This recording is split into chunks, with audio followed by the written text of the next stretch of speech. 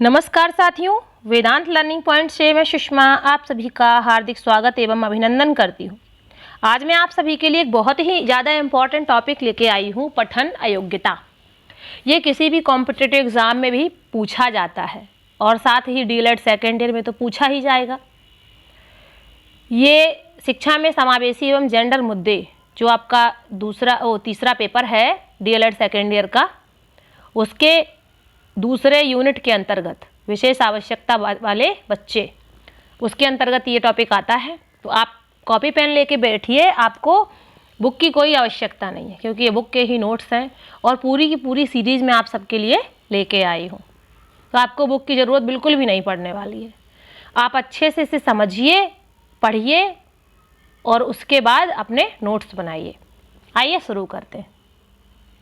पठन अयोग्यता, डिसलेक्सिया या पठन असक्षमता मस्तिष्क का ऐसा असंतुलन डिसऑर्डर है जिसमें बालक को पढ़ने में तो कोई कठिनाई नहीं होती परंतु लिखने में मानसिक कमी के कारण त्रुटि करते हैं। इसमें बालक प्रायः विविध प्रकार की त्रुटियों को भ्रमवश करते हैं, जैसे ब डा, यानी कि ब को ड सुनते हैं, ना को यू कर देते हैं, एम को डब्ल्यू, बी को पी, साथ ही शब्दों को हु को हाउ, लॉट्स को लॉस, शो को वॉज, गर्ल को ग्रिल के रूप में लिखते हैं। ऐसे बालक अपनी भाषा के अक्षरों को समझ नहीं पाते और उसको उलट पलट कर लिखते हैं तथा समझ नहीं पाते।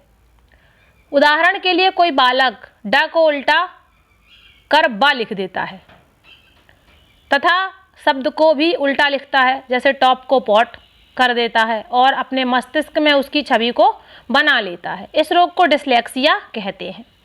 पठन अयोग्यता सामान्य रूप से पूर्व प्राथमिक एवं प्राथमिक स्तर के बालकों में विभिन्न रूप से दृष्टिगोचर होती है। इसके कारण बालक भाषाई दृष्टि से किसी भी विषय वस्तु के पठन में अर्थात मौखिक अभिव्यक्ति में भी असफल हो जाते हैं, जो कि उनके प्रस्तुतिकरण को प्रभावित करता है। प्रोफेसर एस के दुबे स्पष्ट करते हुए लिखते हैं, देखिए यहाँ पे पठन अयोग्यता की परिभाषा भी आ गई। अगर एक नंबर में पूछे तो पठन अयोग्यता की परिभाषा लिख दीजिएगा, या फिर ये परिभाषा लिख के पूछे कि यह किसने कहा है तो प्रोफेसर एस के दुबे लिख दीजिएगा।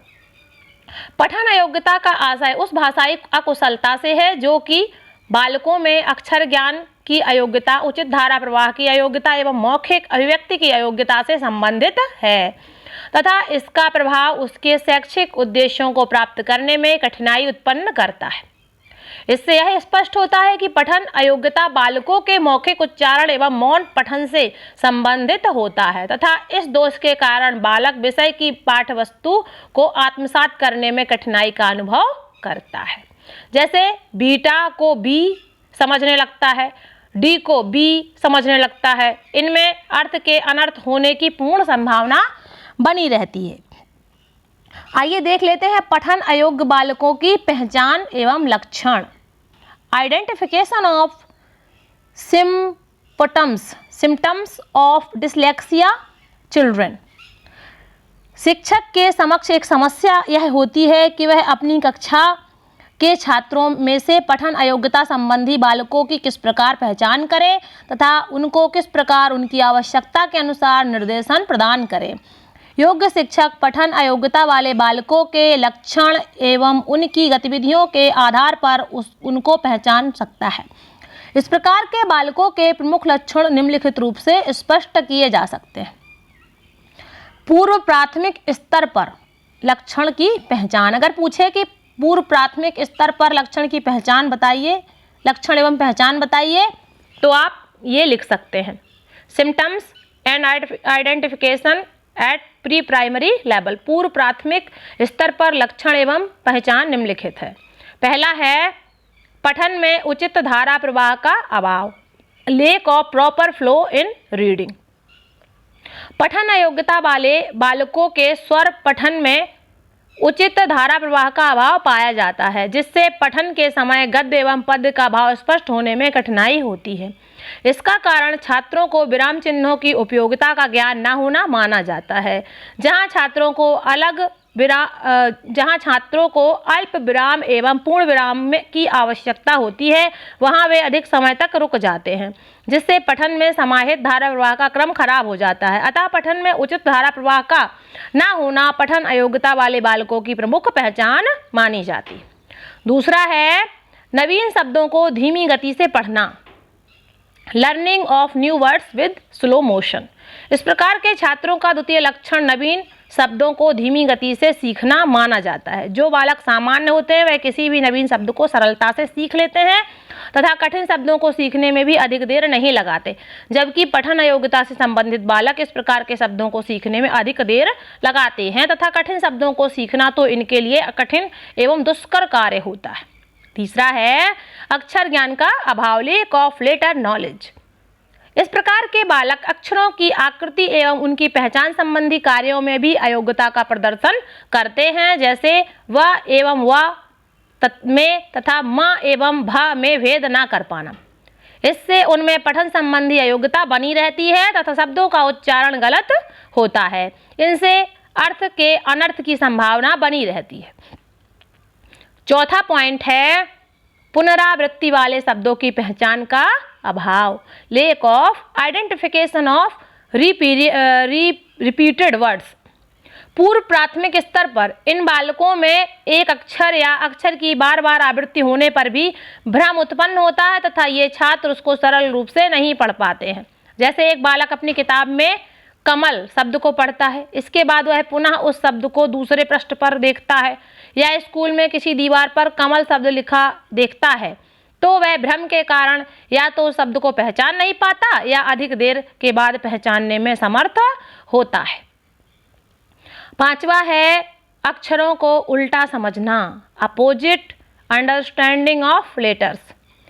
इस प्रकार के विद्यार्थी पूर्व प्राथमिक स्तर पर समान बनावट वाले अक्षरों के क्रम को उल्टा समझने लगते हैं।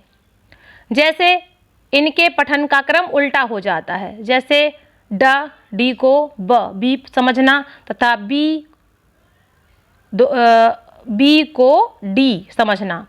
इस व्यवस्था से पठन का क्रम उल्टा हो जाएगा तथा छात्र द्वारा उच्चारण किए जाने वाले शब्द भ्रमपूर्ण एवं निरर्थक होंगे। निरर्थक यानी कि जिसका कोई अर्थ ही नहीं निकलेगा।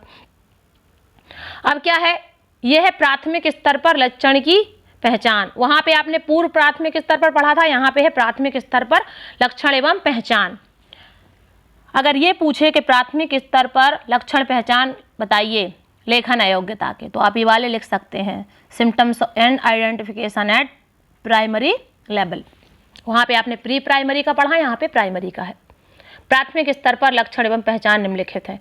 पूर्व प्राथमिक स्तर की भांति प्राथमिक स्तर पर भी इन बालकों में कुछ विशेष प्रकार के लक्षण पाए जाते हैं, जिनके आधार पर इनको शिक्षक द्वारा पहचान कर इन्हें उचित निर्देशन प्रदान किया जा सकता है। प्राथमिक स्तर पर इस प्रकार के छात्रों के लक्षण निम्नलिखित रूप से प्रदर्शित होते हैं। देखिए क्या क्या लक्षण है। पहला है धीमी गति से पढ़ना, स्लो रीडिंग। प्राथमिक स्तर पर पठन अयोग्यता से ग्रसित बालक विषय वस्तु को धीमी गति से पढ़ते हैं, जो कि सामान्य बालकों की अपेक्षा कम होती है। इस आधार पर शिक्षक द्वारा उनको पहचान लिया जाता है तथा उनको उचित निर्देशन प्रदान किया जाता है। उनके द्वारा शब्दों के बीच का समय सामान्य से अधिक होता है, जो कि उनकी सामान्य गति को धीमी गति में परिवर्तित कर देता है। छोटी उम्र के जो बच्चे होते हैं वो स्टार्टिंग में पढ़ते नहीं हैं, यहाँ तक कि उन्हें पढ़ पढ़ के, जो भी है, अगर आप लोग भी हैं जिन्हें पढ़ने में दिक्कत होती है, वो पढ़ पढ़ के अपनी पढ़ाई किया करें। जो पढ़ेंगे, पढ़ पढ़ के करेंगे तो जो बोलने की गति है वो अच्छी होगी और उच्चारण भी सही से निकलने लगेगा।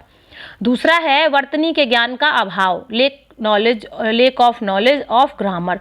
इस प्रकार के बालकों में वर्तनी के ज्ञान का अभाव भी पाया जाता है। इस प्रकार के बालक स्वरों के उच्चारण में तथा मात्राओं के उच्चारण में स्पष्टता का प्रदर्शन नहीं कर पाते, जिसके परिणाम स्वरूप इनके द्वारा उच्चारित शब्द भ्रामक एवं निरर्थक होते हैं। इस आधार पर भी शिक्षक द्वारा इनको पहचान कर निर्देशन प्रदान किया जाता है। तीसरा पॉइंट है वर्णमाला का क्रम सीखने में, systematic learning of letter series. इस प्रकार के छात्र वर्णमाला के क्रम सीखने में कठिनाई का अनुभव करते हैं, जैसे क वर्ग, ट वर्ग तथा त वर्ग आदि में कौन कौन से अक्षरों का समावेश होता है तथा स्वरों को व्यंजनों के साथ किस प्रकार मिश्रित करके पढ़ा जाता है आदि। इससे छात्रों का उच्चारण किए जाने वाले शब्द इससे छात्रों द्वारा उच्चारण किए जाने वाले शब्द पूर्णतः भ्रामक एवं निरर्थक होते हैं। चौथा पॉइंट है मिश्रित शब्दों को पढ़ने में, इन रीडिंग ऑफ मिक्स्ड वर्ड्स। इस प्रकार के बालक मिश्रित शब्दों को पढ़ने में भी कठिनाई का प्रदर्शन करते हैं क्योंकि उनको शब्दों को मिश्रित रूप से पढ़ने में मात्रा उच्चारण नियमों का बोध नहीं होता है या उनकी इंद्रियां उन शब्दों को आत्मसात नहीं कर पाती। जैसे आशीर्वाद, कंप्यूटर एवं निर्मोही आदि शब्दों को वे गलत ढंग से उच्चारण करते हैं या उच्चरित करते हैं। अर्थ के अनुसार पठन का अभाव, lack of reading according of meaning. अर्थ के अनुसार उतार चढ़ाव की स्थिति तथा पठन का अभाव भी इस प्रकार के बालकों में पाया जाता है। जब ऐसे बालक किसी शब्द का अर्थ ही नहीं समझ पाते हैं तो उसके अनुसार उतार चढ़ाव की संभावना भी उनमें नहीं होती। जैसे करुण रस के गद्य को वीर रस से पढ़ना तथा वीर रस के गद्य को नीरसता से पढ़ना। देखिए करुण रस क्या है? करुण रस है जब आप दुखी होते हैं, कोई परेशानी होती, अब कोई दुखी की बात है, आप उसको, वीर रस क्या होता है? वीरांगनाओं वाला, जैसे योद्धाओं वाला। तो आप जब वो कोई रो रहा हो तो आप ऐसे पढ़ें उस चीज़ को कि बहुत तेज तेज पढ़ें, वीरता के साथ पढ़ें, तो उसमें मज़ा थोड़ी ना आने वाला है। और वीर रस को पढ़ें कि रो रहे हैं तो ऐसे भी नहीं हो सकता ना कि रोने लग जाएं। छठवां है स्मृति का अभाव, लेक ऑफ मेमोरी। पठन अयोग्यता वाले बालकों में स्मृति के अभाव के कारण यह भी दोष पाया जाता है। जैसे बालक अपनी पाठ्यपुस्तक के पेज पर आशीर्वाद शब्द को शिक्षक के सहयोग से अच्छी प्रकार पढ़ लेता है, परंतु यही शब्द जब बालक को दूसरे या तीसरे पेज पर पढ़ना होता है तो वह भूल जाता है। इस स्थिति में उसको इस शब्द का ज्ञान कराने के लिए वे सभी क्रियाएं करनी पड़ती हैं जो कि शिक्षक द्वारा पूर्व के पेज पर इसी शब्द को पढ़ने के लिए की गई थी। सातवां है अक्षरों की पहचान में कठिनाई, difficulty in identification of letters. अक्षरों की पहचान करने में भी इन बालकों को कठिनाई आती है जिससे ये उनका उच्चारण भी त्रुटिपूर्ण ढंग से करते हैं। व एवं ब, श एवं स आदि इन शब्दों को जब तक छात्र पूर्णतः पहचान कर अंतर नहीं समझ कर पाएगा तब तक उसके पढ़ने का ढंग भी त्रुटिपूर्ण एवं निरर्थक रूप में होगा।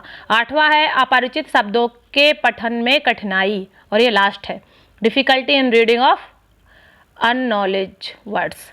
इस प्रकार के छात्र अपरिचित शब्दों के पठन में भी कठिनाई का अनुभव करते हैं। जैसे कमल शब्द को ये छात्र शिक्षक के सहयोग या अपनी अधिगम क्रिया के आधार पर पढ़ लेते हैं, परंतु नवीन शब्द कल आता है तो इनको कठिनाई का अनुभव होता है, जबकि कल शब्द के दोनों अक्षर पूर्व में ही इनके संज्ञान में है। इस प्रकार की कठिनाई इन छात्रों को प्रायः देखने को मिलती है। अब यहाँ पे पठन अयोग्यता के कारण आएंगे जो मैं आपको अगली वीडियो में बताऊंगी। तो अगली वीडियो देखने के लिए चैनल को सब्सक्राइब कर लीजिएगा ताकि आपको जब मैं पढ़ाऊँ तो आपको डायरेक्ट मिल जाए। अगर कोई दिक्कत हो आपको तो बताइएगा, कोई और टॉपिक चाहिए हो, कुछ भी आपको चाहिए हो आप कमेंट में लिख दीजिएगा, मैं आपको उपलब्ध कराऊंगी। देखने के लिए आप सभी का धन्यवाद। आप सभी का दिन शुभ हो।